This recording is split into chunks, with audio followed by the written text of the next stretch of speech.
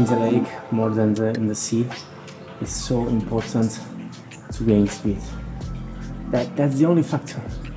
You just have to gain speed as soon as possible so that you reach that efficient cruising speed, that efficient height on the mast, that stability that you only have at higher speed.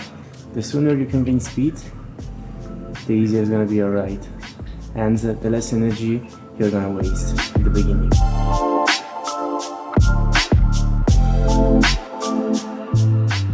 I stalled 10 times out of 15, probably. It's not a good result, right? It's not a nice performance. Let's fix that. Alright, so we are stalling for low speed and wrong timing, in my opinion, more than wrong technique and wrong feet placement. So we have to gain speed as soon as possible, and we have to wait for the board to pitch a little bit down before pumping. That's it. End of the video. Now, so especially in fresh water, where the foils are faster, it's easier to stall, and also because it's harder to gain speed. But I talked already about this in the previous videos. But it's also harder to recover, because in salt water, maybe if you touch the water, if you touch down, you can somehow give a couple of bumps in the water and get up on foil again. In fresh water, it's almost impossible, just because you need more speed. The cruising speed is higher, and to gain that speed back, it's almost impossible if you're that low on the mast, because you don't have something lifting you up. You don't have something to press on to really gain the speed.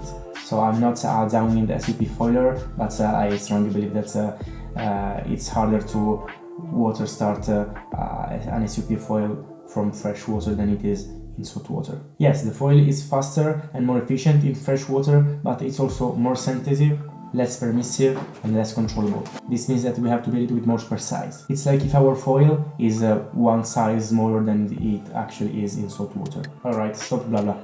To fix the wrong timing, in my opinion, it only takes time.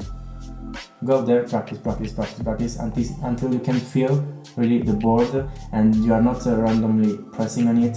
You are really gaining speed and hoping exactly when it is the foil that it is asking you so. And then it's all about accelerating as soon as possible. How to gain that speed? When I used to pump on a lake with my old foil, my small mid-aspect foil, I had this habit.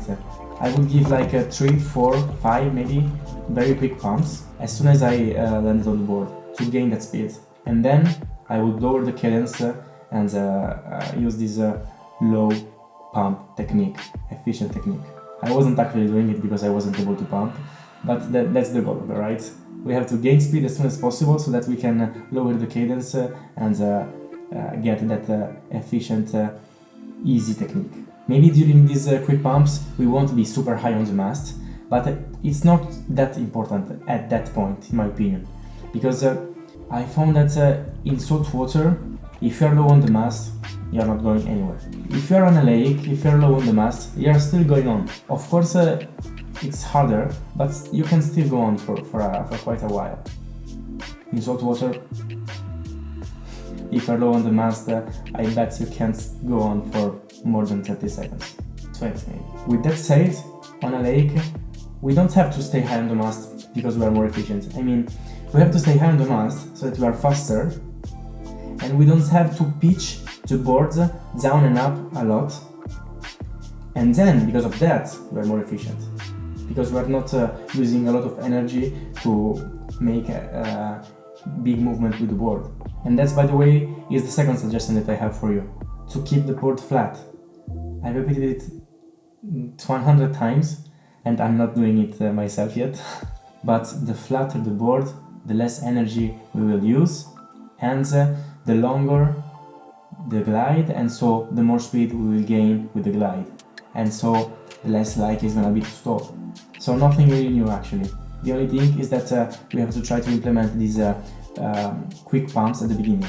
And just a quick note for those of you who are pumping on a lake, which I believe you are the largest part: take your time. Rest between attempts. With this giant thick wetsuit that we have, and with such cold weather, we have to take time to rest. Probably 3 times as much as we would with board shorts in summer. We need time to rest. We need much more time to lower the heart rate. So take your time. Wait 2, 3, 4 minutes if necessary between attempts. It's worth it. That's the end of this video, and I want to say that I will probably lower the cadence of my videos. I mean, I will still probably upload more than 1 video per week, but probably just for journaling, just to journal my journey. Journal my journey. To keep you updated on my journey, let's say. So like shorter videos, just showing my failures, and then maybe 1 bigger video like this one, like I'm explaining stuff even though I'm not able to do them myself, and hopefully more like vlog travel foil videos, more like gear comparison, networking with other confoilers and stuff like that. So don't be scared if in the next video I'm not gonna talk, okay? Relax, I'm not dead, I can still talk. Pretty broke English, but I can still talk.